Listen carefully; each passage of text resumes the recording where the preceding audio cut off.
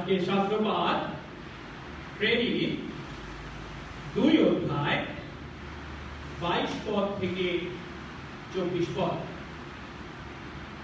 প্রভু তার বাক্যে বলেন, হে ইসরায়েলীয়রা, এই সকল কথা শুনো। নাসরত যিশু পরাক্রম কার্য, অদ্ভুত লক্ষণ ও চিহ্ন সমূহ দ্বারা তোমাদের নিকটে ঈশ্বর কর্তৃক প্রমাণিত মনুষ্য। তাহারই দ্বারা ঈশ্বর তোমাদের মধ্যে ওই সকল কার্য করিয়াছেন, যেমন তোমরা নিজেই জানো। সেই ব্যক্তি ঈশ্বরের নিরূপিত মন্ত্রণা ও পূর্ব জ্ঞান অনুসারে সমর্পিত হইলে তোমরা তাহাকে অধর্মীদের হস্ত দ্বারা ক্রুশে দিয়া বধ করিয়াছিলে। ঈশ্বর মৃত্যু যন্ত্রণা মুক্ত করিয়া তাহাকে উঠাইয়াছেন, কেননা তাহাকে ধরিয়া রাখিতে মৃত্যুর সাধ্য ছিল না। আমেন। প্রার্থনা করি।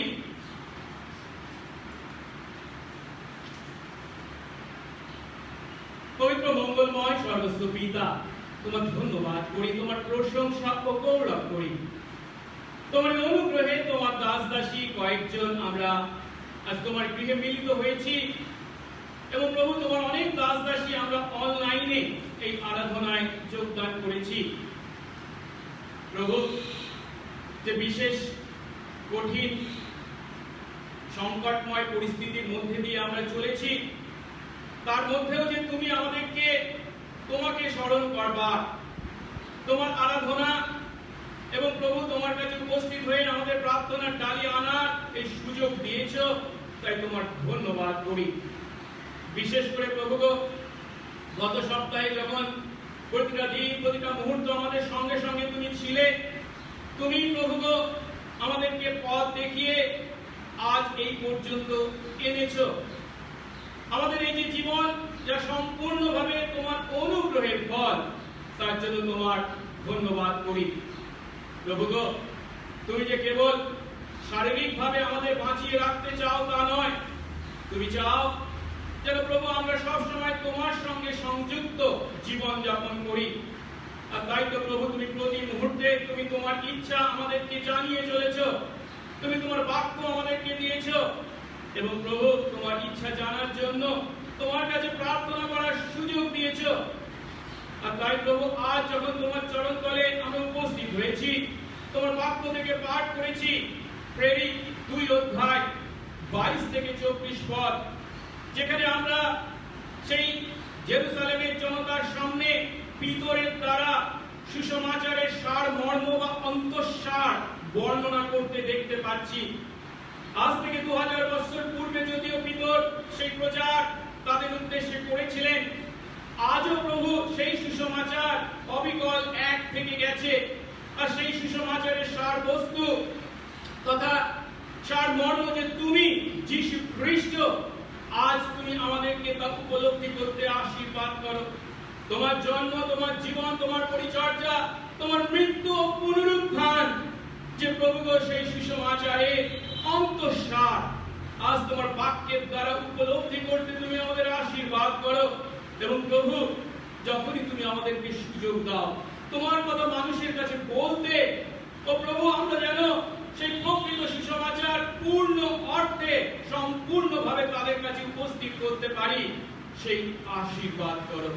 সঙ্গে সঙ্গে থাকো, তুমি আমাদের মাঝে উচ্চীকৃত গৌরবান্বিত হও। যিশু নামে এই প্রার্থনা চাই, আমেন।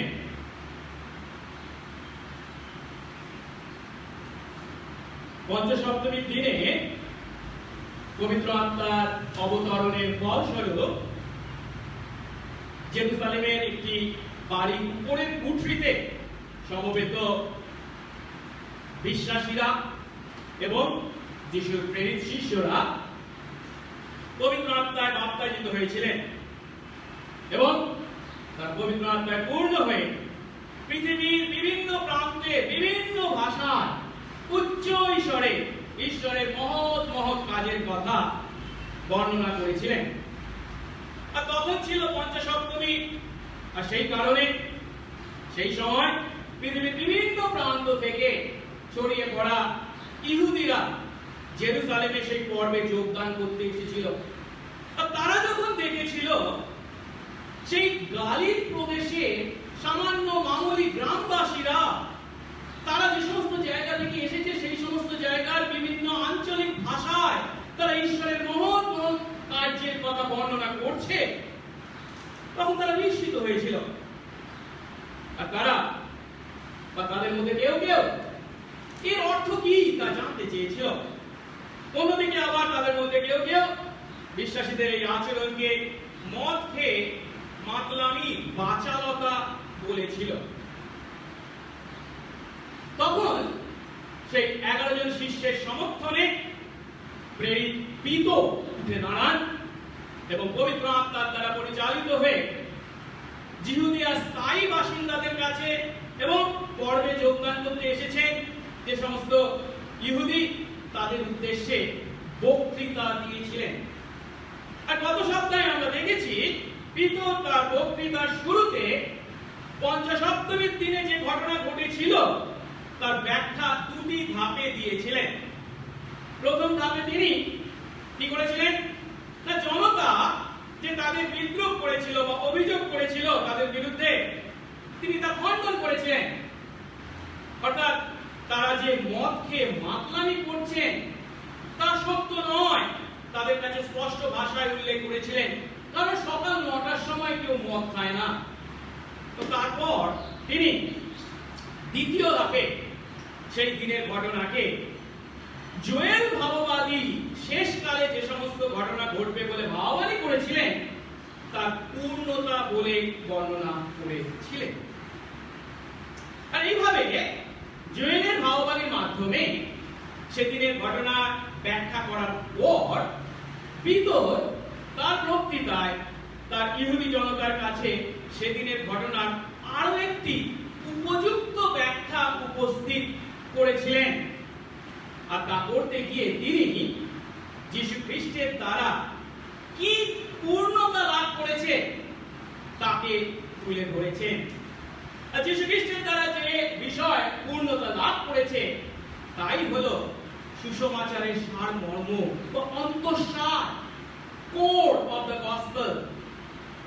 হ্যাঁ, যেহেতু যীশু খ্রিস্টকে বাদ দিয়ে খ্রিস্ট ধর্মকে চিন্তা করা যায় না, সেহেতু খ্রিস্টীয় সুসমাচার বা শুভ সংবাদের সারমর্ম হলেন স্বয়ং যীশু খ্রিস্ট। আর তাই সেদিন পবিত্র আত্মায় পূর্ণ হয়ে পিতর সেই সত্য উপলব্ধি করেছেন।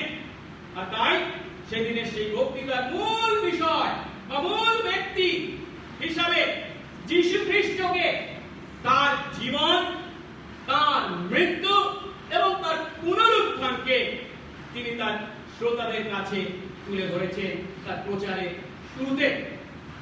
কারণ এই যিশুই হলেন সেই প্রতিজ্ঞাত মসিহ বা খ্রিস্ট, এবং তিনি এসেছেন কেবল আসা নয়, তিনি পৃথিবীর মাটিতে বিভিন্ন অলৌকিক কাজ সাধন করেছেন, ঈশ্বর তার দ্বারা সেই সমস্ত সাধন করেছেন। তো তারপর তিনি ক্রুশবিদ্ধ হয়ে মারা গেছেন এবং ঈশ্বরের পরিকল্পনা মতোই তার দ্বারা তিনি তার সন্তানদের পাপের প্রায়শ্চিত্ত করেছেন। কেবল তাই নয়, তিনি মৃত্যুকে জয় করে আবার পুনরুত্থিত হয়েছেন এবং স্বর্গে গেছেন। আর স্বর্গে যাওয়ার পূর্বে তিনি যে প্রতিজ্ঞা করেছিলেন যে তাদের প্রতি, অর্থাৎ তার বিশ্বাসী সন্তানদের প্রতি তিনি তার আত্মাকে প্রেরণ করতে চলেছেন, সেই আত্মার আগমন সেই দিন অর্থাৎ পঞ্চসপ্তমীর দিনে ঘটেছে বলেই এই শিষ্যরা, এই বিশ্বাসীরা পবিত্র আত্মায় পূর্ণ হয়ে বিভিন্ন ভাষায় ঈশ্বরের গৌরব কীর্তন করছেন। অর্থাৎ তারা সেদিন কি করছেন বা এর অর্থ কি বলে তারা যে প্রশ্ন করেছিল তার উত্তর দিতে গিয়ে পিতর যীশু খ্রিস্টের জীবন, মৃত্যু, পুনরুত্থান এবং স্বর্গারোহণ তথা পবিত্র আত্মা প্রেরণকে উপস্থিত করেছেন তার এই প্রচারে।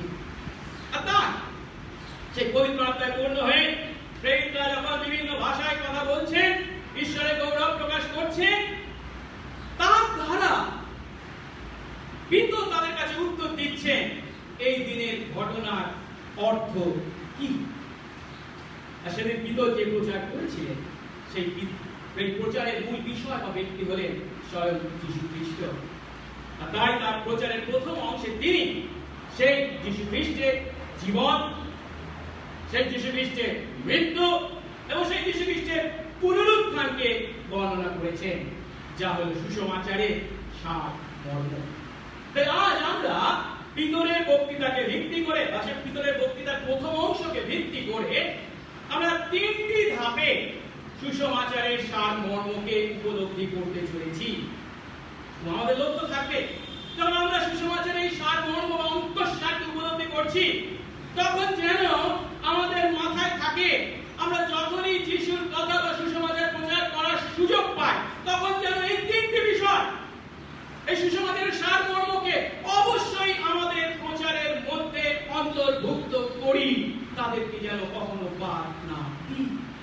সে তিনটি ধাপ হলো, প্রথম ধাপে সুসমাচারের সার মর্মকে বর্ণনা করতে গিয়ে পিতর কি বর্ণনা করেছেন?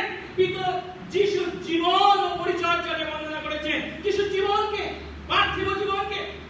দ্বিতীয় ধাপে পিতর যিশুর মৃত্যুকে বর্ণনা করেছেন এবং তৃতীয় ধাপে পিতর যিশুর পুনরুত্থানকে বর্ণনা করেছেন। আসুন আমরা এক ধাপ করে এই তিনটি বিষয়কে বা সুসমাচারের সার মর্মকে উপলব্ধি করি। প্রথম ধাপে পিতর যিশুর জীবনকে বর্ণনা করেছেন। এর আগের পদগুলিতে আমরা দেখেছি 16 পদ থেকে 21 পদে যে পিতর সেই দিনের ঘটনাকে ব্যাখ্যা দিতে গিয়ে সেই জোয়েল ভাববাণীর যে পূর্বাভাস ছিল তাকে বর্ণনা করেছেন। কিন্তু এখন পিতর সেই দিনের ঘটনাকে যিশুর দ্বারা নতুন নিয়মে যে পূর্ণতা লাভ করেছে তার দ্বারা সেই দিনের ঘটনাকে বর্ণনা করছেন। আর তাই তিনি তাদের কাছে সেই নাসরিত জীবন, নাসরিত যিশুর জীবন, মৃত্যু এবং পুনরুত্থানকে বর্ণনা করেছেন। 22 পদে যিশুর জীবন ও পরিচর্যাকে তিনি বর্ণনা করেছেন। কি বলে? 22 পদ আরেকবার পড়ি। তিনি বলছেন, ইসরায়েলি জনগণ এই সমস্ত কথা শুনুন, নাসরিত যিশু পরাক্রম কাজ, অদ্ভুত লক্ষণ ও চিহ্ন সমূহ দ্বারা আপনাদের কাছে ঈশ্বর কর্তৃক প্রমাণিত মানুষ। তারই দ্বারা ঈশ্বর আপনাদের মধ্যে ওই সকল কাজ করেছেন যেমন আপনারা নিজেরাই অবগত আছেন। আমরা যদি প্রেরিতের কার্যবিবরণী পুস্তকটি ভালো করে পাঠ করি তাহলে দেখতে পাবো এর মধ্যে প্রেরিত শিষ্যদের দ্বারা অনেক প্রচার লিপিবদ্ধ করা হয়েছে। আর সেই সমস্ত প্রেরিত শিষ্যদের প্রচারকে যদি আমরা ভালো করে দেখি তাদের মধ্যে 4টে অংশ আমরা সবসময় দেখতে পাই। প্রথম অংশে তারা যে কাজটি করেন সেটি হলো কি, আমরা যে শেষ কালে বা কালের পূর্ণতায় প্রবেশ করেছি বা কালের পূর্ণতার আগমন ঘটেছে সেই কথা তারা বলেন। তারপর কালের পূর্ণতার ফলস্বরূপ যে খ্রিস্টের আগমনের কথা বলা হয়েছিল তা যে ঘটেছে, তাই যিশু খ্রিস্টের জন্ম, তার জীবন, তার মৃত্যু, পুনরুত্থানকে তারা উপস্থিত করেছেন। তার পরের ধাপে আমরা দেখতে পাই যিশুই যে খ্রিস্ট তা প্রমাণ করবার জন্য পুরাতন নিয়মে যে সমস্ত ভাববাণী করা হয়েছিল কিভাবে সেগুলি যিশুর জীবনে পূর্ণ হয়েছে তার বর্ণনা থাকে। এবং শেষ ধাপে তাদের প্রচারে আমরা দেখতে পাই তারা জনতার উদ্দেশ্যে বা শ্রোতাদের উদ্দেশ্যে আহ্বান জানান যেন তারা পাপের জন্য অনুতপ্ত হয়ে যিশুর কাছে ফিরে আসে, বিশ্বাস করে। এখন এই দিনে পঞ্চসপ্তমীর দিনে পিতর যে প্রচার করছেন তার প্রথম অংশে গত সপ্তাহে আমরা দেখেছি 16 থেকে 22 পদের প্রথম ধাপটা তিনি করেছেন কি, আমরা অলরেডি ইতিমধ্যে কার মধ্যে কালের পূর্ণতায় প্রবেশ করেছি বা কাল বা শেষ কাল বা কালের পূর্ণতা আগমন যে ঘটে গেছে জোয়েলের ভাববাণী দ্বারা তিনি তা আমাদের কাছে প্রকাশ করেছেন। এবার হচ্ছে দ্বিতীয় ধাপ। আর এই অংশে এই 22 থেকে আমরা ক্রমশ যদি এগিয়ে যাই 32 পর্যন্ত দেখতে পাবো দ্বিতীয় ভাগ, অর্থাৎ যিশু খ্রিস্টের জীবন, তার মৃত্যু এবং পুনরুত্থানকে বর্ণনা করা হয়েছে।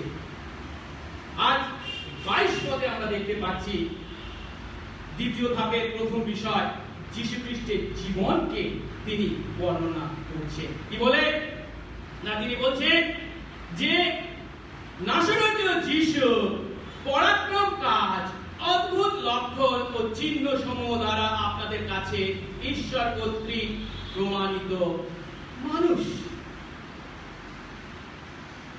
এখন পিতর যখন এই কথা বলছেন যে যিশু হচ্ছে পিতা ঈশ্বর দ্বারা প্রমাণিত মানুষ, তখন পিতর কি করতে চাইছেন সেটা আমাদেরকে বুঝতে হবে। পিতর এখানে যে কাজটা করতে চাইছেন তা হলো এই প্রচারের শেষ অংশে গিয়ে তিনি ঘোষণা করবেন সেই যিশুকে ঈশ্বর প্রভু ও খ্রিস্ট করেছেন। কেন? পিতর জানেন যে তিনি যাদের কাছে প্রচার করছেন এই সুসমাচার তারা সকলেই ইহুদি, আর এই ইহুদিরা কার অপেক্ষায় দিনক্ষণ ছিল? মসিহ বা খ্রিস্টের আগমনের অপেক্ষায়। কারণ আমরা জানি ঈশ্বর যখন আব্রাহামকে আহ্বান করেছিলেন এবং তাকে আশীর্বাদ করেছিলেন যে তার মাধ্যমে বা তার বংশধরদের মাধ্যমে পৃথিবীর সমস্ত জাতি আশীর্বাদ পাবে, অর্থাৎ তার বংশে একজন আসতে চলেছে সেই বংশধরের মাধ্যমে, তখন থেকে ইসরায়েলীদের মধ্যে বা ইহুদিদের মধ্যে একটা আকাঙ্ক্ষা বা অপেক্ষা শুরু হয়েছিল। সেটা কি? সেই প্রতিজ্ঞাত মসিহের আগমন। যে প্রতিজ্ঞাত মসিহ আসবেন, যিনি সমস্ত মন্দকে দূরীকৃত করবেন, যিনি শত্রুদের বিরুদ্ধে তাদের জয় দেবেন এবং যার রাজ্যে তারা অনন্তকাল ধরে আশীর্বাদ ভোগ করবে।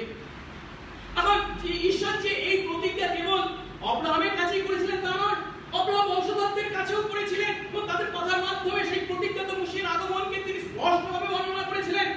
আমরা দেখতে পাই আব্রাহামের নাতি যাকব তার মৃত্যু শয্যায় যখন জিহুদাকে আশীর্বাদ করেছিলেন, সেই আদি পুস্তক 49 অধ্যায় 10 পদে, তখনও সেই আশীর্বাদের মধ্যে কি লুকিয়ে ছিল? মসিহ আসতে চলেছেন এবং রাজ্য স্থাপন করতে চলেছেন।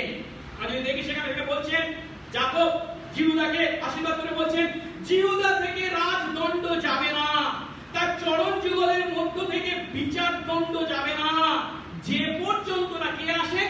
শিলো, অর্থাৎ সেই মসিহ আসেন এবং সমস্ত জাতি তার যখন আসবেন সমস্ত জাতি তার অধীনতা স্বীকার করবে। ঠিক একইভাবে আমরা দেখতে পাই 2 শমূয়েল 7 অধ্যায় 13 পদে ঈশ্বর আবার বর্ণনা করেছেন দাউদের মাধ্যমে কি? যে বংশধর আসতে চলেছেন, যে মসিহ আসতে চলেছেন, তিনি কার বংশে জন্মগ্রহণ করবেন? দাউদের বংশে, এবং তার রাজত্ব কতকালের জন্য হবে? চিরকালের জন্য। সেখানে বলছেন, আমি তার রাজ সিংহাসন চিরস্থায়ী করব। এইভাবে সমস্ত ইসরায়েল যখন ঈশ্বরের এই প্রতিজ্ঞাত মসিহের অপেক্ষা করছিল, তখন পিতর সেই পঞ্চসপ্তমীর দিনে তাদের মধ্য থেকে, শিষ্যদের মধ্য থেকে উঠে দাঁড়িয়ে সেই ইসরায়েল তথা ইহুদিদের সামনে ঘোষণা করছে কি? যীশু খ্রিস্টই সেই প্রতিজ্ঞাত মসিহ। এখন আমাদের বুঝতে হবে যাদের কথা যাদের সামনে পিতর এই কথা বলছে তারা কি যিশুকে জানে না? অবশ্যই জানে, ভালো করেই জানে। কেন? তারা জানে মাত্র কদিন আগে, 53 দিন আগে তারা সেই যিশুকে ক্রুশে পেরেক মেরে হত্যা করেছে। কেন? তিনি কি দাবি করেছিলেন? তিনি দাবি করেছিলেন আমি সেই খ্রিস্ট, যাকে তাদের কানে কি মনে হয়েছিল? ঈশ্বর নিন্দা বলে। এখন যে খ্রিস্ট নিজেকে খ্রিস্ট বলে দাবি করার কারণে এই ইহুদিরা তাকে ক্রুশে দিয়েছে, সেই যিশুর শিষ্য পিতর উঠে দাঁড়িয়ে সর্বসমক্ষে বলছে কি? তোমরা যাকে ক্রুশে দিয়েছো তিনি হচ্ছেন সেই খ্রিস্ট। এটা যে কতখানি মারাত্মক কথা ছিল, বিস্ফোরক কথা ছিল, তা আমরা সহজেই উপলব্ধি করতে পারি। কিন্তু প্রশ্ন হলো, সেদিন পিতর কিভাবে তাদের সামনে এই কথা বলতে পেরেছিলেন? কিভাবে? আমরা পিতরকে দেখেছি কদিন আগে যিশুকে যখন ধরে নিয়ে যাওয়া হচ্ছিল, সামান্য কয়েকজন স্ত্রীলোকদের সামনে পর্যন্ত সে যিশুকে অস্বীকার করেছিল। কিন্তু এখন সে এত ইহুদিদের সামনে সর্বসমক্ষে চিৎকার করে ঘোষণা করছে তিনি অর্থাৎ যীশু খ্রিস্টই হলেন খ্রিস্ট। কিভাবে তিনি তা করতে পারলেন? একটাই কারণ, পঞ্চসপ্তমীর দিনের ঘটনা। পঞ্চসপ্তমীর দিনে যে ঈশ্বরের আত্মা নেমে এসেছেন, তিনি বিশ্বাসীদের মধ্যে বাস করছেন, পিতরের মধ্যে বাস করছেন। পিতরকে এই শক্তি, সাহস, এই সক্ষমতা দান করেছে যে তিনি সাহসী হয়ে সেই সত্য তাদের কাছে প্রকাশ করেছে, যিশুই সেই প্রতিজ্ঞাত খ্রিস্ট। এখন পিতর ভালো করে জানে আমি এদের কাছে উপস্থিত করতে যাচ্ছি যে যিশুই সেই খ্রিস্ট। কিন্তু আমার এই দাবিকে কি এরা সহজে মেনে নেবে না? আর তাই আমার দাবিকে কিভাবে এদের কাছে উপস্থাপিত করতে হবে? স্পষ্টভাবে, সঠিকভাবে, সুসমাচারের সার বস্তু যদি, সার মর্ম যদি আমি তাদের কাছে উপস্থিত না করতে পারি, তারা মেনে নেবে না। আর তাই সুসমাচারের সার মর্মকে তাদের কাছে উপস্থিত করতে গিয়ে পিতর পবিত্র আত্মা দ্বারা পরিচালিত হয়ে কি বর্ণনা করছে? যাকে আমি খ্রিস্ট বলছি, যিনি সত্যিই খ্রিস্ট, তার জীবন দেখো, তার মৃত্যু দেখো, তার পুনরুত্থান দেখো, তার স্বর্গারোহণ দেখো, তাহলেই তোমরা বুঝতে পারবে। তাই 22 পদে পিতর শুরু করেছেন কি বলে? যিশুকে কি বলে রেখেছে? নাসরতীয় যিশু। আমরা জানি যিশু যখন তার পার্থিব পরিচর্যার কাজ সম্পন্ন করেছিলেন, সাধারণ মানুষের কাছে তিনি এই নামেই পরিচিত ছিলেন, নাসরতীয় যিশু। এমনকি তাকে যখন ক্রুশে পেরে হত্যা করা হয়েছিল, হেরোদ তার ক্রুশের মাথায় কি লিখে দিয়েছিলেন? নাসরতীয় যিশু, ইহুদীদের রাজা। একই সঙ্গে আমরা আরো জানি নাসরত সম্বন্ধে সাধারণ মানুষ বা ইহুদীদের কি চিন্তা ছিল? নাসরত থেকে কোনো উত্তম কিছু উৎপন্ন হতে পারে না। এই যে ইহুদীদের চিন্তা, এই যে ধর্মীয় নেতাদের চিন্তা, নাসরত থেকে কিছু উত্তম কিছু উৎপন্ন হতে পারে না, এটা যে মানুষের চিন্তা। ঈশ্বর সেই নাসরত থেকে কাকে তুলেছেন? তার প্রতিজ্ঞাত খ্রিস্টকে। আর এই কথার দ্বারা সেই সমস্ত ইহুদি চিন্তাকে খণ্ডন করছেন পিতর। তোদের চিন্তা ঠিক নয়। তার পাশাপাশি যিনি ঈশ্বরের প্রতিজ্ঞাত মসিহ, স্বর্গযান নিবাস, সেই স্বর্গ ছেড়ে তিনি পৃথিবীর মাটিতে যখন এসেছেন, জেরুসালেমের মতো মহান নগরে নয়, তিনি গালিলের মতো, নাসরতের মতো সাধারণ একটি গ্রামে তিনি তার স্বদেশ, গ্রামকে তিনি তার স্বদেশ করে গ্রহণ করেছেন। এর দ্বারা তিনি নিজেকে কত যে নত নম্র করেছেন তার প্রকাশ করেছেন। তারপর পিতর কি বলছেন? সেই নাসরতীয় যিশু, তিনি কে? না, পরাক্রম কাজ, অদ্ভুত লক্ষণ ও চিহ্ন সমূহ দ্বারা আপনাদের কাছে ঈশ্বর কর্তৃক প্রমাণিত মানুষ। অর্থাৎ পিতর যিশুর দ্বারা সাধিত সেই সমস্ত পরাক্রম কাজ, অদ্ভুত লক্ষণ বা চিহ্নে এখানে যদিও কোনো বিস্তৃত বর্ণনা দেননি, কিন্তু বলছেন যে ঈশ্বর তার মাধ্যমে এই সমস্ত কাজ সাধন করেছেন এবং তার দ্বারা প্রমাণ করেছেন তিনি কে? ঈশ্বর দ্বারা প্রমাণিত মানুষ। কি কি কাজ তিনি করেছিলেন? বলছেন কি? পরাক্রম কাজ, অদ্ভুত লক্ষণ এবং চিহ্ন। প্রথমে আমরা দেখি পরাক্রম কাজ। এই কথার অর্থ কি? পরাক্রমের মানে শক্তি বা ক্ষমতার কাজ, মানে যে সমস্ত কাজের মাধ্যমে ঈশ্বরের ক্ষমতার প্রদর্শন ঘটে। অর্থাৎ যিশু যে সমস্ত অলৌকিক কাজ সাধন করেছিলেন, সেই সমস্ত অলৌকিক কাজ আর পাঁচটা মানুষও করতে পারে এমনটি নয়, কেবল ঈশ্বর করতে পারেন। যে সমস্ত কাজের মাধ্যমে কেবল ঈশ্বরের ক্ষমতার প্রকাশ ঘটেছিল।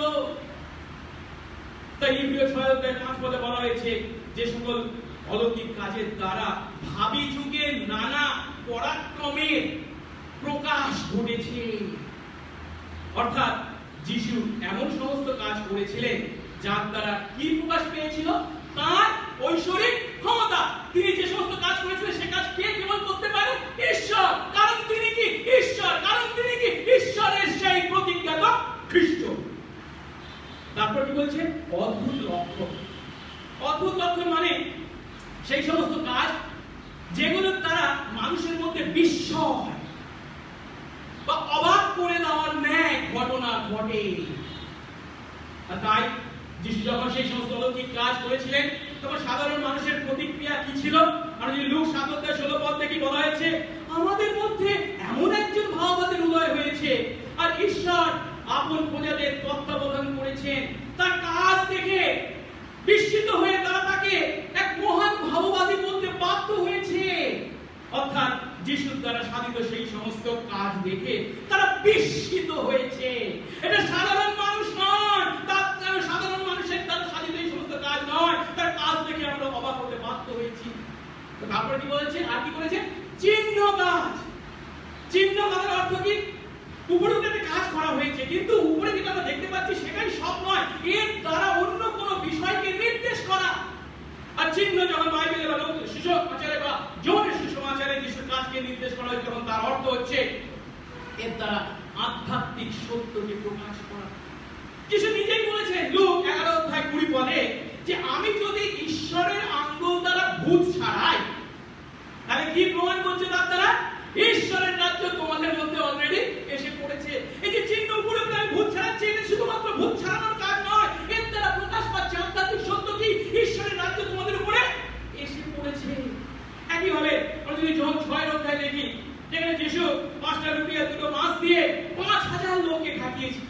করেছেন। অলৌকিক কাজ, ঠিক কথা, কিন্তু এটাকে চিহ্ন বলা হয়েছে কেন? তার মাধ্যমে তিনি তাদের কাছে কি তুলে ধরলেন, কোন সত্য? পরে গিয়ে আমরা দেখতে পাবো 6 অধ্যায় 35 পদে তিনি বলছেন, আমি প্রকৃত জীবন খাদ্য। আবার যেমন 11 অধ্যায় যদি দেখি, যিশু 4 দিনের মরা মৃত লাশাকে জীবিত করেছেন। তো তার দ্বারা, সেই অলৌকিক কাজের দ্বারা তিনি কোন চিহ্ন দেখাচ্ছেন, কোন সত্য প্রকাশ করছেন? ওই 11 অধ্যায় 25 পদে গিয়ে তিনি বলছেন, আমি পুনরুত্থান ও জীবন। অর্থাৎ তিনি যে সেই প্রতিজ্ঞাত খ্রিস্ট, তা যেন তারা উপলব্ধি করে। তার পক্ষে এই সমস্ত কাজ কি হিসাবে? চিহ্ন হিসাবে কাজ করেছে। আর যিশুর দ্বারা সাধিত এই সমস্ত অলৌকিক কাজ, যিশু নিজের সম্বন্ধে যে সমস্ত কথা বলতেন, তাদের পক্ষে, তার সেই সমস্ত সাক্ষ্যের পক্ষে সাক্ষ্য দিয়েছে। তার জন্ম থেকে তার পুনরুত্থানের মধ্যবর্তী সমস্ত অলৌকিক কাজ তার ব্যক্তিগত পরিচয়ের পক্ষে চিহ্ন ছিল। আর তাই নিকোদিমের মতো ফরিসীও যিশুর কাছে এসে কি বলতে বাধ্য হয়েছিলেন? যেমন 3 অধ্যায় 2 পদে বলছে, রব্বি, আমরা জানি আপনি ঈশ্বরের কাছ থেকে আগত গুরু, কারণ আপনি যে সমস্ত চিহ্ন কাজ সাধন করছেন, ঈশ্বর সহবর্তী না থাকলে কেউ করতে পারে না। আর পিতর কি বলছে? পিতর বলছে, সেই নাসরিত যিশুর দ্বারা ঈশ্বর এই যে পরাক্রম কাজ, অদ্ভুত লক্ষণ ও চিহ্ন সমূহ সাধন করেছেন, তার দ্বারা ঈশ্বর দ্বারা তিনি যে প্রমাণিত মানুষ, তার পক্ষে সাক্ষ্য দেওয়া হয়েছে। অর্থাৎ পিতর যে কথা বলতে চাইছে সেটা কি? যিশু অবশ্যই একজন পূর্ণ মানুষ ছিলেন, 100 মানুষ ছিলেন, আমার আপনার মতো রক্ত মাংসের মানুষ ছিলেন, পূর্ণ মানুষ।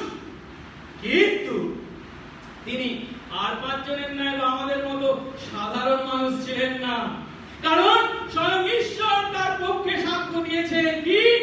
তিনি যিশুই সেই প্রতিজ্ঞাত মসিহ। আর তাই তিনি তার মাধ্যমে এই সমস্ত অলৌকিক কাজ, এই সমস্ত অদ্ভুত লক্ষণ, এই সমস্ত চিহ্ন সাধন করেছেন। কিন্তু সেখানে থেমে থাকেনি। 22 পদে শেষ অংশে তিনি আরো যোগ করেছেন, এই যে পরাক্রম, অদ্ভুত লক্ষণ বা চিহ্ন সমূহ সাধন করেছিলেন তিনি, এগুলো কে করেছেন? ঈশ্বর তার মাধ্যমে করেছেন। এবং কাদের সামনে করেছেন? আপনাদের সামনে। আপনারা সবই অবগত আছেন। পরিশেষ অংশ তারই দ্বারা, অর্থাৎ যিশুর দ্বারা ঈশ্বর আপনাদের মধ্যে ওই সকল কাজ করেছেন, যেমন আপনারা নিজেরাই অবগত আছেন। অর্থাৎ ইহুদি জনতা এমন কথা বলতে পারবে না যে আমরা এসবের কিছুই জানি না। ঈশ্বর যদিও যিশুর দ্বারা ওই সমস্ত কাজ করেছিলেন এবং তারা যদিও ওই সমস্ত কাজের কথা ভালো করেই জানতো, তবু তারা কি যিশুকে খ্রিস্ট বলে গ্রহণ করেছিল? না। কেন? যিশুর প্রতি তাদের ঘৃণা আর পাপের প্রতি তাদের ভালোবাসার কারণে তারা যিশুকে বর্জন করেছিল। কিন্তু যিশুকে তারা বর্জন করেছিল, ঠিক কথা, কিন্তু যিশুর দ্বারা সাধিত এই সমস্ত কাজকে কি তারা অস্বীকার করতে পারে না? তার প্রমাণ আমরা বাইবেলের বিভিন্ন জায়গায় পাই। যখন তারা যিশুকে বর্জন করেছে, তখন যিশু তাদের উদ্দেশ্যে কি বলেছিলেন? যখন 10 অধ্যায় 37-38 পদে যিশু বলছেন, আমার পিতার কাজ যদি না করি তবে আমাকে বিশ্বাস করো না, কিন্তু আমি আমার পিতার কাজ যদি করি, আমাকে বিশ্বাস না করলেও সেই সমস্ত কাজে বিশ্বাস করো, যেন জানতে পারো, বুঝতে পারো যে পিতা আমার মধ্যে আছে এবং আমি পিতার মধ্যে আছি। দেখুন কতখানি খেদের কথা। আমি পিতার কাজ সাধন করছি, তোমরা সেই পিতাকে জানো বলো, কিন্তু সেই পিতার কাজ কি তোমরা অস্বীকার করছো, যার জন্য যে আমি পিতার মধ্যে আছি এবং পিতা যে আমার মধ্যে আছেন তা তোমরা অস্বীকার করছো। এমনকি যিশু যখন এই কথা বলেছিলেন, তখন তাদের প্রতিক্রিয়া কি ছিল?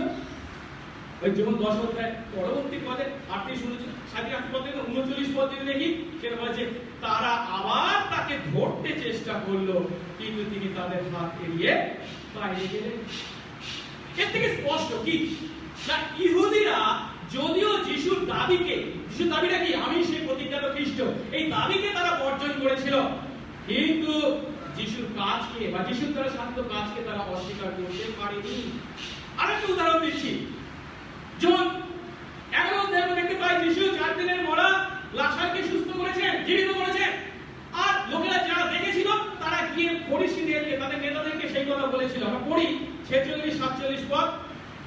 তাদের কেউ কেউ মানে লাশাকে জীবিত করার ঘটনার যারা সাক্ষী ছিল তাদের মধ্যে কেউ কেউ ফরিসীদের কাছে গেল এবং যিশু যা করেছিলেন তাদেরকে বলল। তখন সে প্রধান যাজকরা কি বলছে, তাই প্রধান যাজকেরা ও ফরিসীরা সভা করে বলতে লাগলো, আমরা কি করি? এই ব্যক্তি তো অনেক চিহ্ন কার্য করছে, এমনকি মৃত মানুষকে জীবন পর্যন্ত দিচ্ছে, তারা অস্বীকার করেনি। তবে চরম শত্রুরাও পর্যন্ত, যিশুর চরম শত্রুরাও পর্যন্ত যিশুর দ্বারা সাধিত কাজকে অস্বীকার করতে পারেনি। কিন্তু তারা কি যিশুকে স্বীকার করেছিল প্রতিজ্ঞাতা মুশিয়া হিসাবে? তাদের প্রতিক্রিয়া কি? ওই 11 অধ্যায়ের পরবর্তী পদগুলো দেখি, 48 পদ। তারা বলছে, সেই সমস্ত প্রধান যাজক ও ফরিসীরা, আমরা যদি একে এইভাবে চলতে দিই তবে সকলে একে বিশ্বাস করবে, আর রোমীয়রা এসে আমাদের স্থান ও জাতি উভয় কেড়ে নেবে। কিন্তু তাদের মধ্যে একজন এসে কায়াফা, এসে সেই বছরের মহাযাজক, তাদের বললেন, তোমরা কি কিছুই বোঝো না আর বিবেচনা করো না যে আমাদের পক্ষে এটি ভালো যেন প্রজাদের জন্য একজন মরে আর সমস্ত জাতি বিনষ্ট না হয়। অতএব সেই দিন থেকে তারা তাকে হত্যা করতে, হত্যা করার মন্ত্রণা পরিকল্পনা করতে লাগলো, ষড়যন্ত্র করতে লাগলো। আমরা কি দেখতে পাচ্ছি? পিতর যে কথা এখানে বলছেন যে ঈশ্বর তার মাধ্যমে ওই সমস্ত কাজ করেছেন, আপনাদের চোখের সামনে, আপনারা দেখেছেন, আপনারা সব জানেন। তাদের মুখের উপরে এই কথা বলছেন এবং তাদের সত্য স্পষ্ট করে আমাদের চোখে আঙ্গুল দিয়ে তা দেখিয়ে দেওয়া হচ্ছে। অর্থাৎ যিশুই যে ঈশ্বরের সেই প্রতিজ্ঞাত মসিহ, একথা তার জীবন ও কাজের মাধ্যমে স্পষ্ট আকারে প্রকাশিত হয়েছিল। তা অস্বীকার করার ইহুদিদের কোনো উপায় ছিল না। কিন্তু তারা যেহেতু অন্ধকারকে ভালোবেসেছিল, আলোকে নয়, তারা যেহেতু তাদের কাজ যেহেতু মন্দ ছিল, তাই তারা যিশুকে বর্জন করার ন্যায় চরম পাপ করেছিল। কিন্তু তারা অস্বীকার করলেও কি সত্যকে চাপা রাখা যায়? আজ এই পঞ্চসপ্তমীর দিনে ঈশ্বর পবিত্র আত্মায় পূর্ণ করে পরম সাহসে পিতরের মুখ থেকে সেই সত্য পুনরায় তাদের কাছে উপস্থিত করছেন। যিশুই সেই খ্রিস্ট যার জীবন ও পরিচর্যা তা প্রমাণ করেন।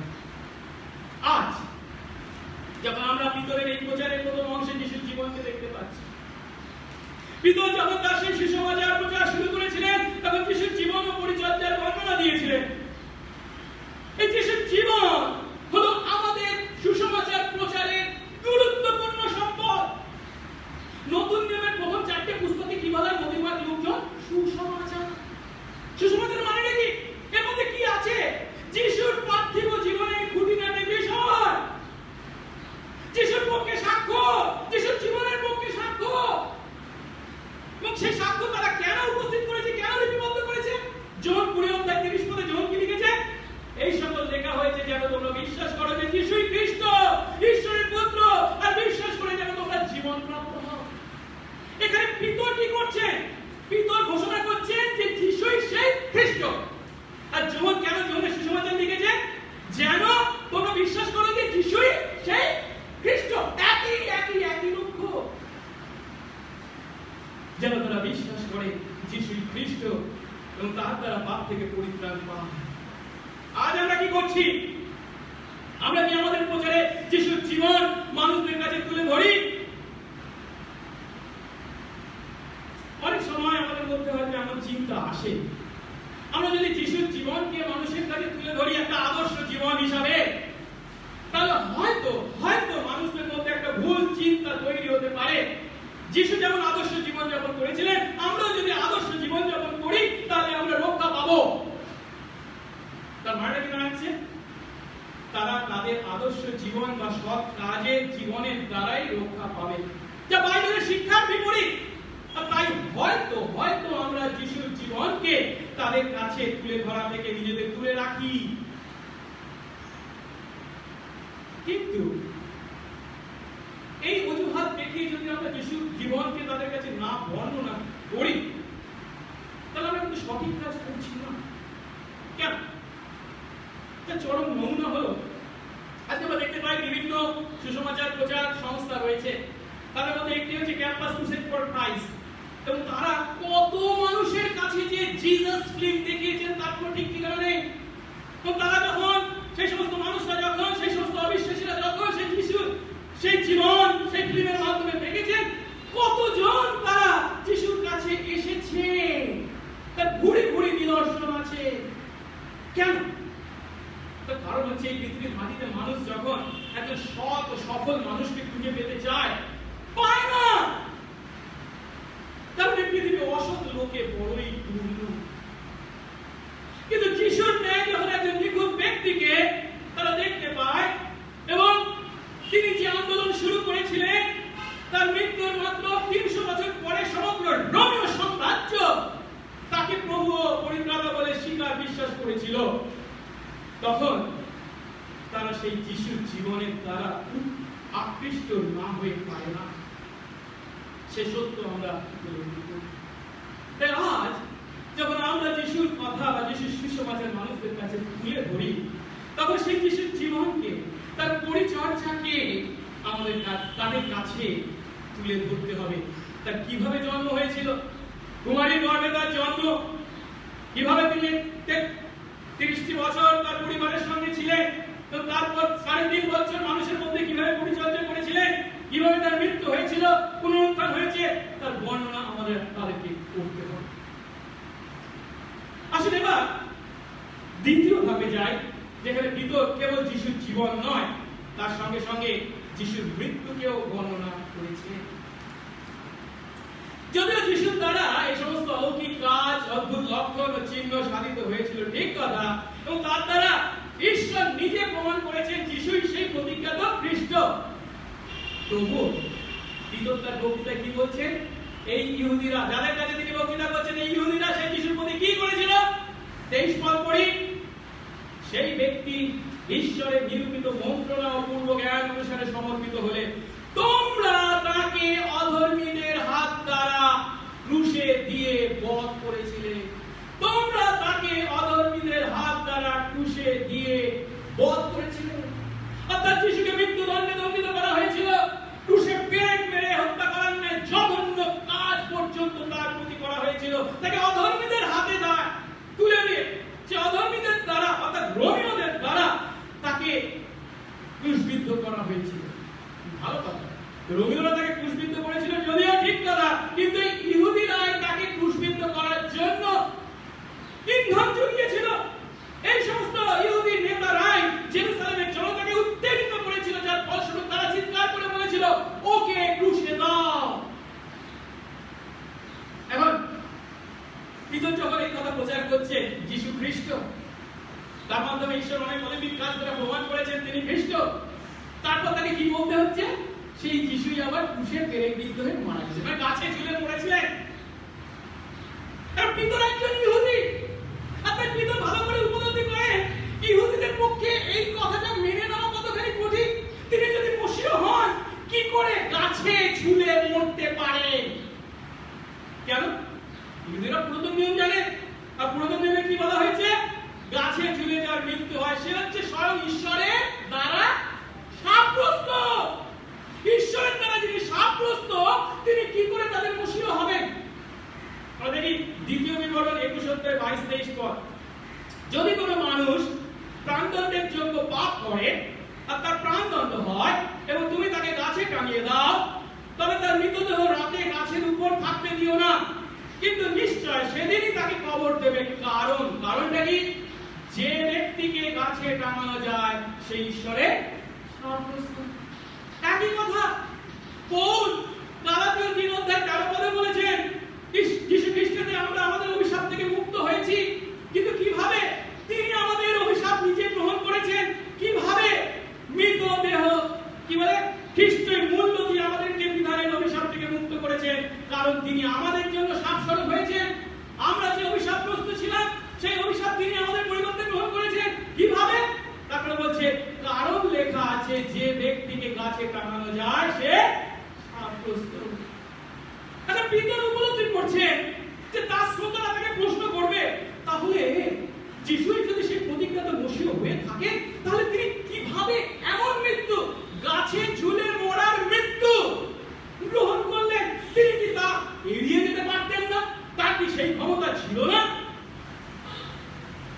পিতরকে এই প্রশ্নের উত্তর দিতে হবে, এবং পিতরের প্রশ্নের উত্তর জানা আছে।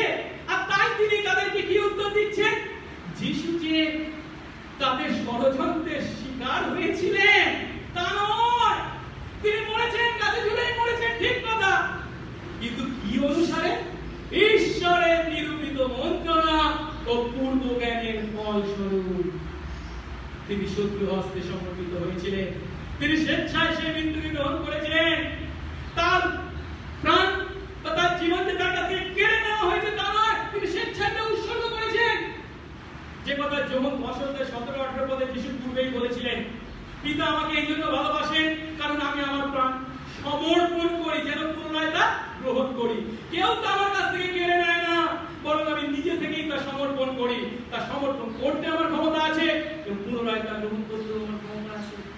এই একই কথা পিলাতের সামনে যখন তার বিচার হচ্ছে, পিলাতকেও তিনি একই কথা বলেছিলেন। পিলাত তাকে বলেছেন যোহন 19:10 পদে, আমার সঙ্গে তুমি কথা বলছো না কেন? তুমি কি জানো না যে তোমাকে ছেড়ে দেওয়ার ক্ষমতা আমার আছে, তোমাকে কুশে দেওয়ার ক্ষমতা আছে? তখন পিলাত কি উত্তর দিয়েছিলেন? তিনি উত্তর দিচ্ছেন, যদি ঊর্ধ্ব থেকে তোমাকে দত্ত না হতো তবে আমার বিরুদ্ধে তোমার কোনো ক্ষমতা থাকতো না। অর্থাৎ পরিষ্কার ভাবে যিশু জানেন, পিতর জানে, উপলব্ধি করেছে কি যিশুর ক্রুশীয় মৃত্যু সম্পূর্ণভাবে ঈশ্বরের পূর্ব মন্ত্রণা বা পরিকল্পনা অনুসারে সাধিত হয়েছে। আর তাই যিশু যখন মৃত্যু মুখে এগিয়ে চলেছেন, তার চেহারাটা যদি আমরা একটু ভালো করে চিন্তা করে দেখতে পাবো, তিনি যে ভয় কাঁপছেন, কি হবে রে, ভীত সন্ত্রস্ত, এমনটি নয়। তার পরিবর্তে তিনি একজন বলবান ব্যক্তির ন্যায় ক্রুশের উদ্দেশ্যে এগিয়ে গিয়েছিলেন এবং সমস্ত ঘটনার উপর তার নিজের নিয়ন্ত্রণ ছিল।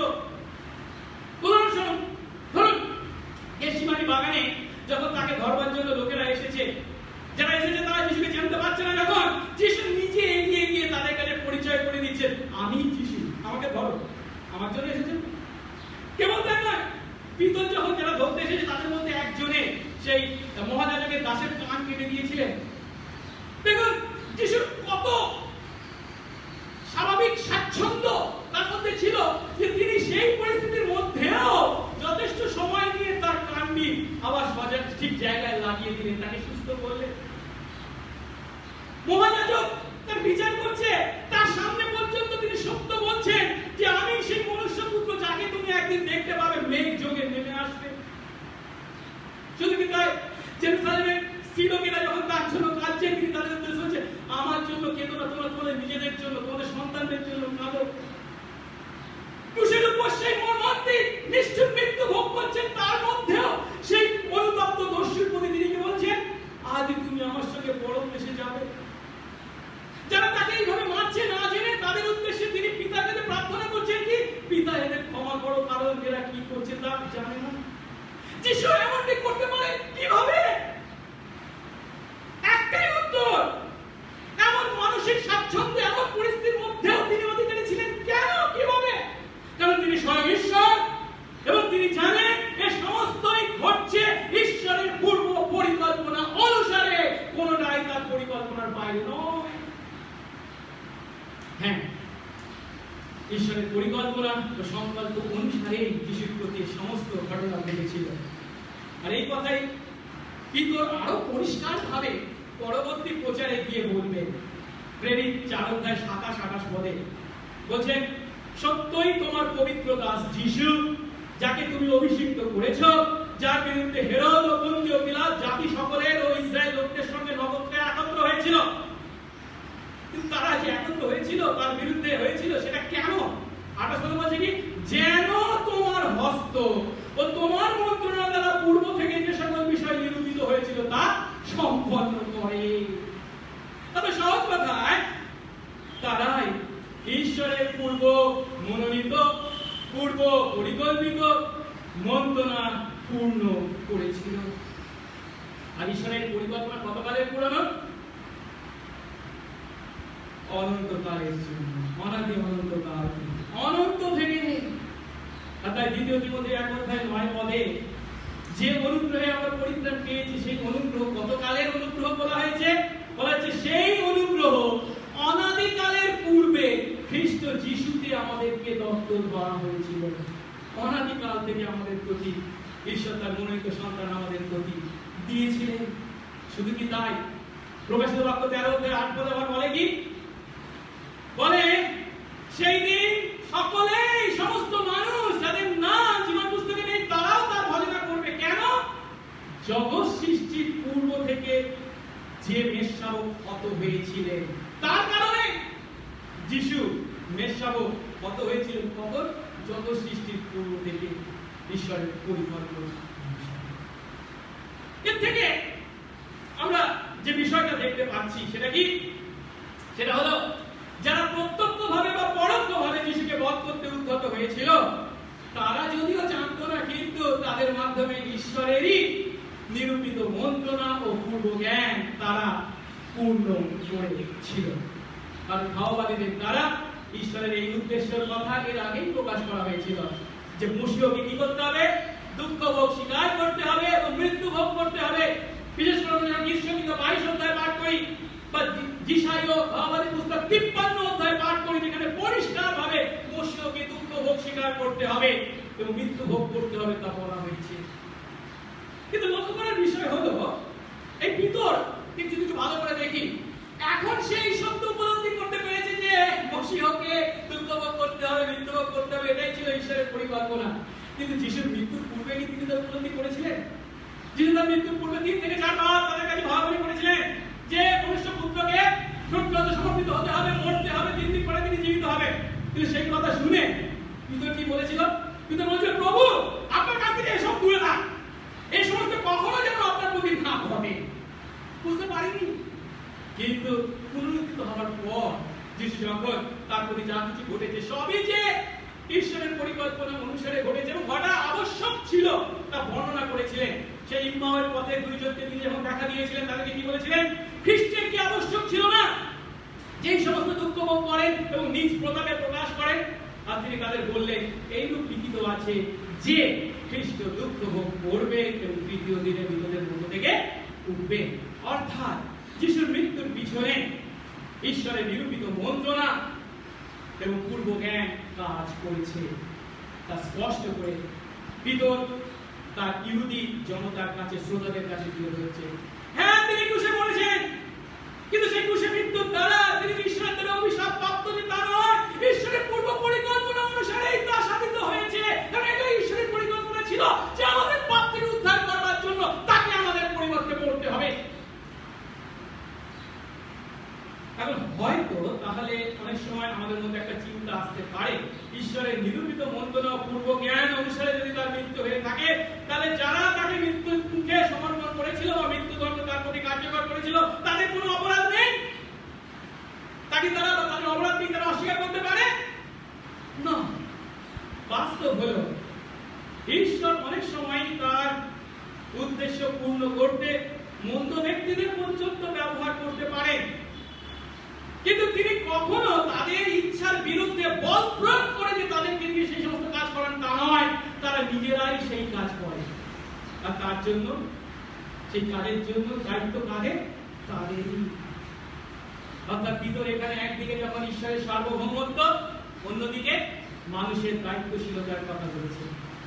খুব স্পষ্ট করে লুক 22 অধ্যায় 22 পদে যিশু তাকে নির্দেশ করেছিলেন। তিনি বলছেন ইস্করিওত জিহুদা সম্বন্ধে, যেমন নিরূপিত হয়েছে সেই মতো মনুষ্যপুত্র মারা যাচ্ছেন, ভালো কথা, কিন্তু ঠিক সেই ব্যক্তিকে যার দ্বারা তিনি সমর্পিত হন। যাই হোক, তাহলে আমরা কি দেখলাম? দ্বিতীয় ভাগে যিশুর মৃত্যু আমাদের কাছে যে সত্য তুলে ধরে তা হলো যিশুর মৃত্যু, যিশুই যে প্রতিজ্ঞাত মসিহ, আর তাই ঈশ্বরের পূর্ব নিরূপিত পরিকল্পনা ও পূর্ব জ্ঞান অনুসারে তাকে ক্রুশের উপর মৃত্যু ভোগ করতে হয়েছিল। তার দ্বারা নিশ্চিত হয়েছে কি যিশুই প্রতিজ্ঞাত খ্রিস্ট। এখন সেদিন ইহুদিদের কাছে যিশুর ক্রুশীয় মৃত্যু যেমন বিঘ্নজনক পাথর ছিল, আজও অবিশ্বাসীদের কাছেও এটা বিঘ্নজনক। কারণ আমরা যে যুগে বাস করি সেখানে মানুষ কি চায়? ক্ষমতার বাহ্যিক প্রকাশ, অন্যদের উপর নিয়ন্ত্রণ করার ইচ্ছা। আর তাই আজকের দিনে আমরা যত নেতাদের দেখতে পাই তারা কি করে, সবসময় তাদের জীবনে সব নেতিবাচক নেগেটিভ বিষয় থাকে সেগুলোকে আড়াল করার চেষ্টা করে। আর তাই তাদের কাছে যিশুর ক্রুশীয় মৃত্যু হলো যিশু যে আন্দোলন শুরু করেছিলেন তার পরাজয়, তার শত্রুদের কাছে যেন আত্মসমর্পণ। আর এর প্রভাবও অনেক সময় আমাদের প্রচারের উপর এসে পড়তে পারে। আর তাই আমরা কি প্রচার করি, মানুষেরা যা শুনতে চায় তাদেরকে কি বলি, ক্রুশের কথা বলার দরকার নেই, তার পরিবর্তে যিশুকে বিশ্বাস করলে কি কি আশীর্বাদ পাওয়া যায়, জাগতিক সমস্যার সমাধান পাওয়া যায়, কেবল সেই কথাই বলি। কিন্তু যিশু কি আমাদের এমন সুসমাচার প্রচার করতে বলেন? না, সুসমাচার কখনো যিশুর ক্রুশকে বাদ দিয়ে হতে পারে না। ক্রুশের বিষয়ে সাধারণ অবিশ্বাসীদের মধ্যে যে ধারণা আছে তা যে ভুল, সেদিনকে ইহুদিদের মধ্যে যে ভুল ধারণা ছিল তা যেমন পিতর খণ্ডন করেছিলেন, আজকে আমাদের কেউ ক্রুশের বিষয় সাধারণ মানুষের যে ভুল ধারণা আছে তা খণ্ডন করতে হবে। যিশু তার দুর্বলতায় নিজেকে ক্রুশের কাছে সমর্পণ করেছিলেন যে তা সত্য নয়। তার পরিবর্তে যিশুর ক্রুশীয় মৃত্যু হলো তিনি যে ঈশ্বর, তার ঐশ্বরিক ক্ষমতার প্রকাশ। তাই পৌল বলেছেন প্রথম করিন্থীয় 1:18 পদে, কিন্তু ক্রুশের কথা যারা বিনাশ পাচ্ছে তাদের কাছে কি মূর্খতা, কিন্তু পরিত্রাণ পাচ্ছি যে আমরা, আমাদের কাছে তা হলো কি ঈশ্বরের পরাক্রম, ক্ষমতা। কারণ যিশু তার ক্রুশীয় মৃত্যুর দ্বারাই তার সন্তান আমাদের পাপ থেকে পরিত্রাণ অর্জন করেছে। আমরা জানি যখন বাপ্তাইজ যখন যিশুকে তার কাছে আসতে দেখেছিলেন তখন তিনি কি বলেছিলেন, ওই দেখো ঈশ্বরের মেষশাবক যিনি জগতের পাপভার বহন করেন। আর সেই কথা অনুসারে যিশু তার ক্রুশীয় মৃত্যুর দ্বারাই আমাদের পাপের শাস্তি নিজের কাঁধের উপর বহন করেছেন। আর তার দ্বারাই তিনি আমাদের পাপের পরিত্রাণ সাধন করেছেন। আমাদের পাপের পরিত্রাণের সেটাই একমাত্র পথ বা উপায় ছিল। তাই ক্রুশই হলো আমাদের পাপের উপর বিজয়ের চূড়ান্ত প্রতীক। এই কলসীয় 2:15 পদে পৌল বলছেন, ক্রুশেই তিনি সমস্ত কর্তৃত্ব আধিপত্যের উপর বিজয় লাভ করেছেন। স্পষ্ট রূপে দেখিয়ে দিয়েছেন সেই বিজয়কে। তাই যিশুর ক্রুশ সম্বন্ধে অবিশ্বাসীদের যে ভুল ধারণা আছে আমাদেরকে তা দূর করতে হবে। ক্রুশেই যে মানব জাতির ইতিহাসে সর্বোত্তম বিজয় অর্জন করা হয়েছে তা তাদের কাছে ব্যাখ্যা করতে হবে। ক্রুশকে বাদ দিয়ে কখনো সুসমাচার প্রচার করা যায় না।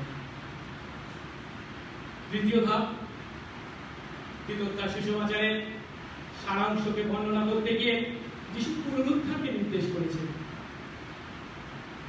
কি না, মানুষরা তাদের বিচারে যিশুকে দোষী সাব্যস্ত করেছিল, মৃত্যুদণ্ডে দণ্ডিত করেছিল এবং তাকে সেই দণ্ড অনুসারে ক্রুশে পেরেক মেরে হত্যা পর্যন্ত করেছিল।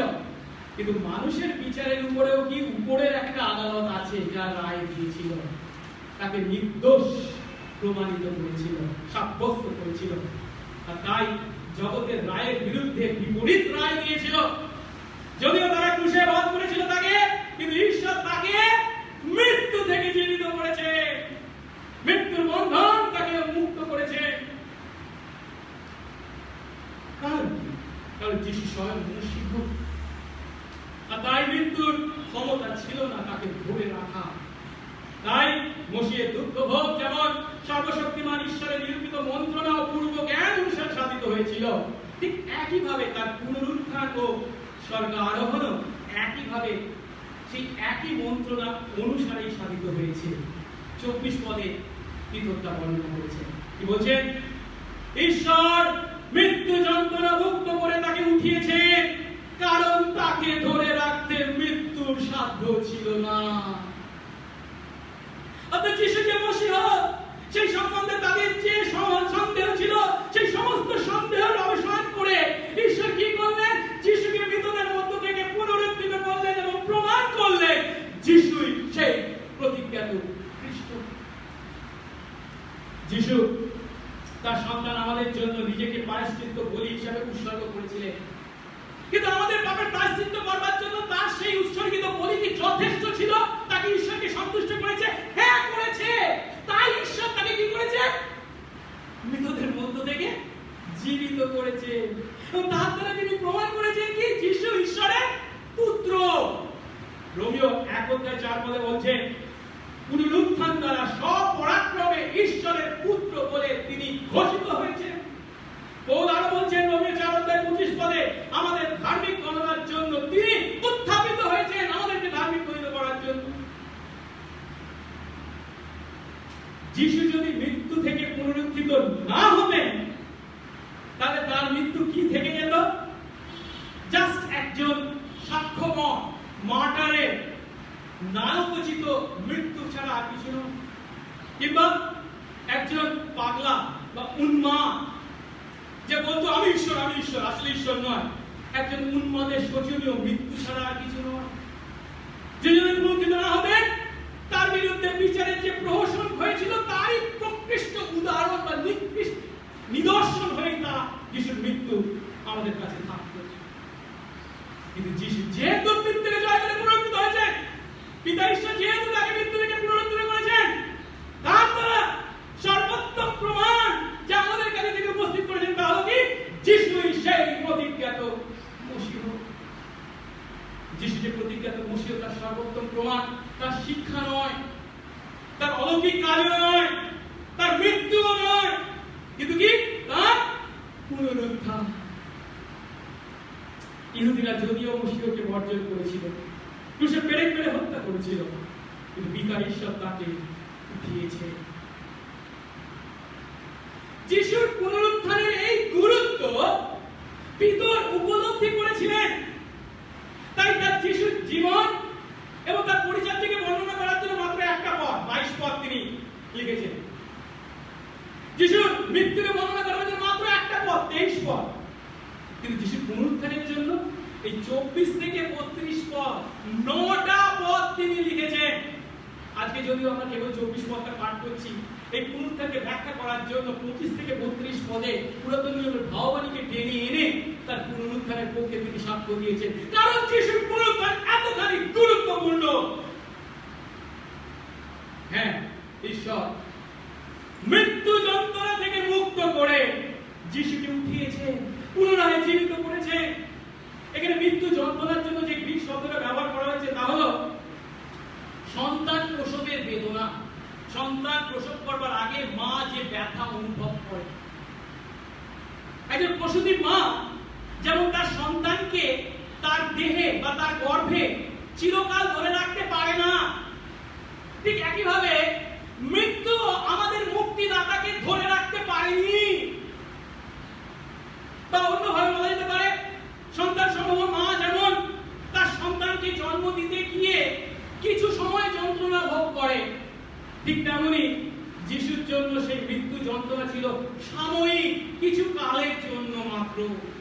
তারপর সে মৃত্যুকে জয় করে, সে মৃত্যু যন্ত্রণা শেষে তিনি গৌরবান্বিত হয়েছে যখন তিনি মৃত্যুকে জয় করে পুনরুত্থিত হয়েছে। পিতা ঈশ্বর যিশুকে মৃত্যু যন্ত্রণা থেকে মুক্ত করেছে। তাকে ধরে রাখতে মৃত্যুর সাধ্য ছিল না, অর্থাৎ তাকে ধরে রাখার মতো ক্ষমতা মৃত্যু ছিল না। কারণ কি? কারণ তিনি স্বয়ং ঈশ্বর। তিনি নিজে কি বলেছেন? আমি পুনরুত্থান ও জীবন। মৃত্যু ধরে রাখবে কি করে তাকে? ইব্রিয় 2:14 আরো বলে তিনি তার মৃত্যু দ্বারা কি করেছেন? বলছে তিনি তার মৃত্যু দ্বারা, মৃত্যুর কর্তৃত্ব আছে যার, কার? দিয়া বলে, সেই দিয়া বলে শক্তি কি করেছে? ধ্বংস করেছে। মৃত্যু তাকে ধরে রাখতে পারেনি। যেমন তিনি তার মৃত্যুর পূর্বে ভবিষ্যৎবাণী করেছিলেন। সেই জেরুজালেম মন্দিরের সামনে তিনি কি বলেছিলেন? তিনি বলেছিলেন জন 2:18 থেকে 23 পদে, তোমরা এই মন্দির ভেঙে ফেলো, আমি 3 দিনের মধ্যে উঠাবো। তখন তারা তাকে উপহাস করে বলেছিলেন, এই মন্দির নির্মাণ করতে 46 বছর লেগেছে, আর কিনা তুমি 3 দিনে উঠাবে? তারা বুঝতে পারেনি তারা কি বলেছে। কিন্তু যখন তারা একেবারে কি বলছে, যখন বলছে এই যে মন্দিরের কথা বললেন, তা তিনি জেরুসালেমের ওই পাথরের মন্দিরের কথা বলেননি, তার দেহরূপ মন্দিরের বিষয়ে বলেছেন। তাই যখন তিনি মৃতদের মধ্য থেকে উঠলেন, তখন সেই শিষ্যদের মনে পড়লো যে তিনি এই কথা বলেছিলেন। যিশু তার পুনরুত্থানের দ্বারা তার শিষ্যদেরকে বলছে পুনরুত্থানের পর ঠিক তৃতীয় দিনে তাকে মৃত্যুকে জয় করে পুনরুত্থিত হবে। সেই রূপ 24-46 পদে ইমামের পদে 2 জন শিষ্যকে তিনি বলছেন, লিখিত আছে এই রূপ কি খ্রিস্ট দুঃখ ভোগ করবেন এবং তৃতীয় দিনে মৃতদের মধ্য থেকে উঠবেন। কেন? কারণ যিশুই সেই প্রতিজ্ঞাত মশীহ, এটাই হলো তার পক্ষে চূড়ান্ত প্রমাণ। এখন আজ আমরা যিশুর এই পুনরুত্থানকে কিভাবে বিশ্বাস করি বা আমাদের প্রচারে কিভাবে ব্যবহার করি? যিশুই যে ঈশ্বরের সেই প্রতিজ্ঞাত খ্রিস্ট, তার চূড়ান্ত প্রমাণ কি? তার পুনরুত্থান। কিন্তু আমরা আমাদের প্রচারে সেই পুনরুত্থানের কথা বলি কি? নাকি বছরের মধ্যে কেবল একটা রবিবার, ইস্টার সানডে, পুনরুত্থানের রবিবার, সেদিনই কেবল তার পুনরুত্থানের কথা বলি? যিশুর শিষ্যরা কিন্তু তা করেনি। তারা যখনই যিশুর কথা মানুষদের কাছে বলেছেন, তারা যখনই সুসমাচার প্রচার করেছেন, কি বলেছেন? যিশুর ক্রুশে মৃত্যু এবং যিশুর পুনরুত্থানের কথা। কারণ যিশুর পুনরুত্থানই এই ভীত সন্ত্রস্ত শিষ্যদেরকে প্রিয়োজিত বীরের ন্যায় নায়কে রূপান্তরিত করেছিল। যিশুর পুনরুত্থান ছাড়া কখনো আজকে আমাদের এই মণ্ডলীর অস্তিত্ব থাকতে পারত না। যিশুর পুনরুত্থান কতখানি গুরুত্বপূর্ণ তা পৌল খুব সুন্দরভাবে প্রথম করিন্থীয় 15 অধ্যায়ে বর্ণনা করেছেন। তিনি বলছেন 15 অধ্যায় 14 পদে, খ্রিস্ট যদি পুনরুত্থান না হয়ে থাকে, পুনরুত্থিত না হয়ে থাকে, তাহলে তো আমাদের প্রচারও বৃথা, তোমাদের বিশ্বাসও বৃথা। আর বলছেন খ্রিস্ট যদি উত্থাপিত না হয়ে থাকে, তাহলে তোমাদের বিশ্বাস মিথ্যা, এখনো তোমরা তোমাদের পাপে আছো। প্রশ্ন হলো, আজ বিশ্বাসী বলে আমরা পরিচয় দিই, খ্রিস্টীয় মণ্ডলী বলে আমরা পরিচয় দিই, কিন্তু যিশুর সেই শারীরিক পুনরুত্থানের বিষয়ে প্রচার করতে কেন আমরা সংকোচ বোধ করি? কেন? ও লোকে এই অলৌকিক ঘটনায় বিশ্বাস করবে না। তার থেকে বরঞ্চ যিশু যখন পৃথিবীর মাটিতে ছিলেন, ভালো ভালো কথা বলে গেছেন, বাণী দিয়ে গেছেন, সেগুলো বললেই ভালো, ওগুলো পালন করলে ওদের ভালো হবে। এটা কি সুসমাচার? কিন্তু যে কোনো মানুষ বলতে পারে, যে কোনো ধর্মেই বলতে পারে, ভালো করো, ভালো হবে, ভালো জীবন যাপন করো। এটা সুসমাচার নয়। যিশুর ক্রুশীয় মৃত্যু এবং পুনরুত্থানকে বাদ দিয়ে কখনো সুসমাচার হতে পারে না, খ্রিস্টীয় সুসমাচার হতে পারে না। আমরা অলৌকিক কথা বলছি, অলৌকিক ঘটনার কথা লোকে বিশ্বাস করবে, কিন্তু আমরা কোন ঈশ্বরের কথা মানুষের কাছে প্রচার করি? বাইবেলের ঈশ্বর নিশ্চয়। সেই বাইবেলের ঈশ্বর কে? যিনি সার্বভৌমত্বে, তার সার্বভৌমত্বে, তার সর্বশক্তিমানতায়, তার কথার দ্বারা শূন্য থেকে বিশ্ব ভূমণ্ডল সৃষ্টি করেছেন। তিনি কি মৃতকে পুনরুত্থিত করতে পারেন না? আমরা অনেক সময় যে ভুল করি তা হলো, আমাদের শ্রোতারা যা শুনতে চায় আমরা কেবল সেই সমস্ত কথাই তাদেরকে বলতে চাই। আমরা যখন তাদের সেই সমস্ত দুঃখ, ব্যথা, অশান্ত জীবনকে দেখতে পাই, তারা শান্তির খোঁজ করে চলেছে, তখন যিশুকে তাদের সেই সমস্ত জাগতিক সমস্যার সমাধানকারী হিসাবে কেবল উপস্থাপিত করি। যিশুকে বিশ্বাস করো, তোমার রোগ সেরে যাবে। যিশুকে বিশ্বাস করো, তোমার চাকরি পাবে। যিশুকে বিশ্বাস করো, তোমার একটা ভালো বিয়ে হবে। যিশুকে বিশ্বাস করো, তোমার অনেক উন্নতি হবে, পড়াশোনা করতে পারবে। আর আমাদের সেই সমস্ত কথার প্রতি তারা আকৃষ্ট হয়ে ঈশ্বরের কাছে আসে, খ্রিস্টের কাছে আসে, এমন ঘটনা ঘটে।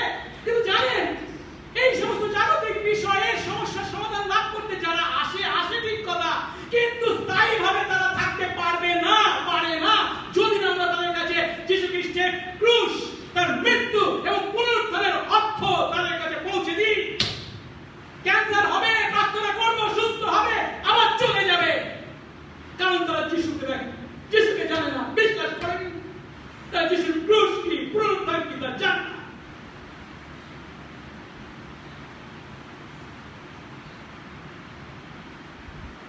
প্রকৃত অর্থে তারা যদি পাপ থেকে মুক্তি লাভ না করে, তারা স্থায়ীভাবে যিশুর সন্তান হতে পারে না। আর তার জন্য প্রয়োজন পূর্ণ সুসমাচার তাদের কাছে প্রচার করা, তার মৃত্যু, তার পুনরুত্থান তাদের কাছে তুলে ধরা। অন্যদিকে আমরা বলছি কি পুনরুত্থান অলৌকিক কাজ তারা বিশ্বাস করছে, কিন্তু আমরা তার যিশুর জীবনের কথা তাদেরকে বলছি, কি বলি? ও যিশু পৃথিবীর মাটিতে যখন ছিলেন কত অদ্ভুত কাজ করেছেন, অলৌকিক কাজ করেছেন, অন্ধকে চোখ দিয়েছেন, ঘোড়াকে চলার শক্তি দিয়েছেন, মৃতকে জীবন দিয়েছেন। এগুলো তারা শুনতে ভালোবাসে, তাই তাদেরকে বলি। এগুলো তারা বিশ্বাস করতে পারে, তারা মেনে নিতে পারে। কিন্তু আমাদের মনে প্রশ্ন আসে, যদি পুনরুত্থানের অলৌকিক কাজের কথা বলি, তাহলে তারা দূরে সরে যাবে। এটা কি দ্বিচারিতা নয়? প্রভাবিত আশীর্বাদ করি। সত্য অর্থে আমরা যারা যিশুকে চিনি, তার সুসমাচারকে উপলব্ধি করি, তার জীবন, তার মৃত্যু, তার পুনরুত্থান, তার স্বর্গারোহণ, তার দ্বারা পবিত্র আত্মার প্রেরণ, পুরোটাকেই যেন বাদ না দিই, সম্পূর্ণ অর্থে সুসমাচার প্রচার করি। কুমারীর গর্ভে তার জন্ম, তার জীবন, তার পরিচর্যা, তার ক্রুশীয় মৃত্যু, তার পুনরুত্থান, তার স্বর্গারোহণ এবং তার প্রতিজ্ঞা পূর্ণতা হিসেবে পবিত্র আত্মার আগমন স্পষ্ট আকারে মানুষের কাছে প্রচার করি। ঈশ্বর আমাদের আশীর্বাদ করুন। প্রার্থনা করি। মঙ্গলময় স্বর্গস্থ পিতা, ধন্যবাদ করি যে প্রভু তুমি আছো, প্রভু তুমি তোমার আত্মার পরিচালনা আমাদেরকে দিয়ে চলেছ। প্রভু তুমি আজও আমাদের দ্বারা উচ্চীকৃত গৌরবান্বিত হয়ে চলেছ। তো আমাদের যোগ্যতায় নয়, সবটাই তোমার অনুগ্রহ। তোমার অনুগ্রহেই তুমি তোমার স্বর্গীয় সিংহাসন ত্যাগ করে পৃথিবীর বাড়িতে এসেছিলে। সামান্য নাসরতের গ্রামে তুমি তোমার স্বদেশ করে দিয়েছিলে, দুঃখ কষ্টের ভাগিদার হয়েছিলে, চোখের জল পর্যন্ত ফেলেছিলে আমাদেরই একজন হয়ে। যদিও তুমি দেখতে শুনতে আমাদেরই মতো সামান্য মানুষ ছিলে, কিন্তু তুমি সামান্য ছিলে না। তুমি তো ঈশ্বরের প্রতিজ্ঞাতে বসিও, স্বয়ং ঈশ্বর।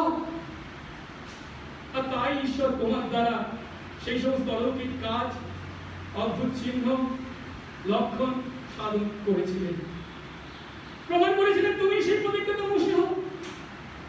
আবার তুমি প্রভু তোমার পিতার নিরূপিত বন্দনা ও পূর্ব জ্ঞান অনুসারে ক্রুশবিদ্ধ হয়েছিলে, লাঠি ঝুলে মরেছিলে, অভিশপ্ত হয়েছিলে আমাদের পরিবর্তে, আমাদেরকে পাপ থেকে উদ্ধার করতে।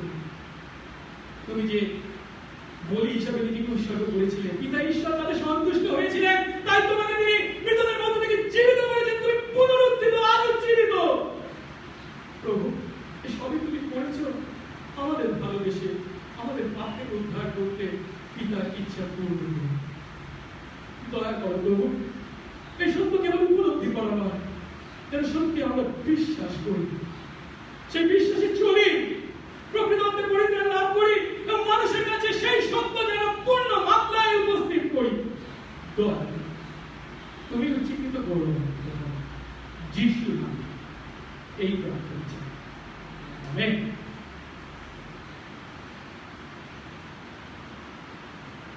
আসুন এই সময় আমরা প্রভুর প্রশংসাকে গান করব। গান করি আমাদের গান বইয়ে 58 পৃষ্ঠার গান, পেজ নাম্বার 58, কেমন লাভ করবো।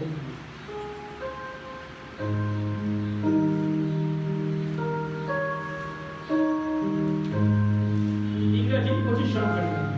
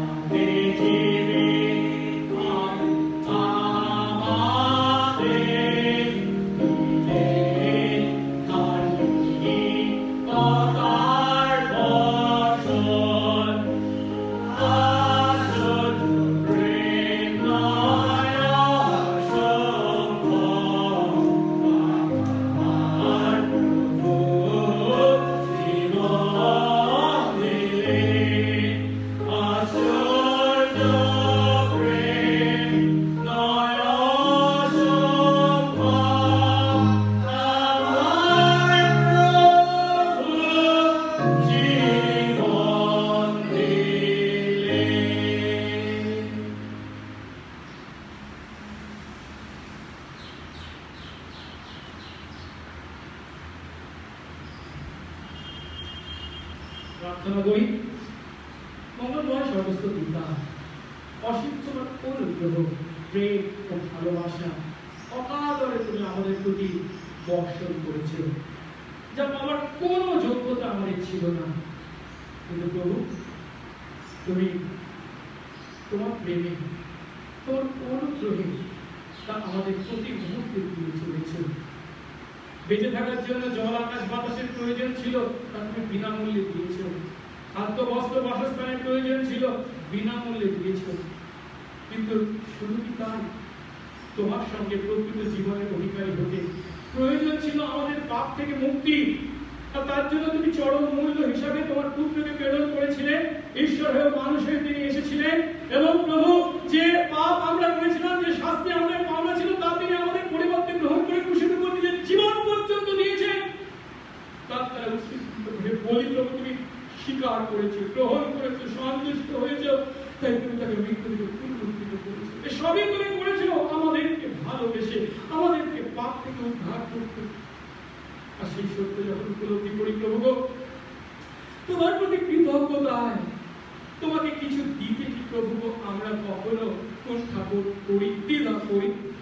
দয়া করো, প্রকৃত কৃতজ্ঞতায় ও প্রভু গো আমি যেন হৃষ্টচিত্ত দাতায় রূপান্তরিত হই। দশমাংশের দান, ধন্যবাদের দান, বিশ্রাম দিনের দান প্রভু গো তোমার কাছে আনতে তুমি আশীর্বাদ করো। প্রভু যা কিছু এনেছি তা তুমি গ্রহণ করো, তোমার রাজ্য ধার্মিকতার কাজে তুমি ব্যবহার করো, তুমি উচ্চীকৃত করো যিশু নাম এই প্রার্থনা। আমেন। এক্ষণে আমাদের একমাত্র ত্রাণকর্তা প্রভু যীশু খ্রিস্টের অপার অনুগ্রহ, পিতা ঈশ্বরের অসীম প্রেম, পবিত্র আত্মার শান্তি, সহভাগিতা ও আনন্দ বিশ্বাসে আমাদের প্রতি এবং এই অঞ্চলে প্রবর্তিত প্রত্যেকটি আত্মার প্রতি এখন থেকে অনন্তকাল পর্যন্ত বিরাজিত হোক। আমেন।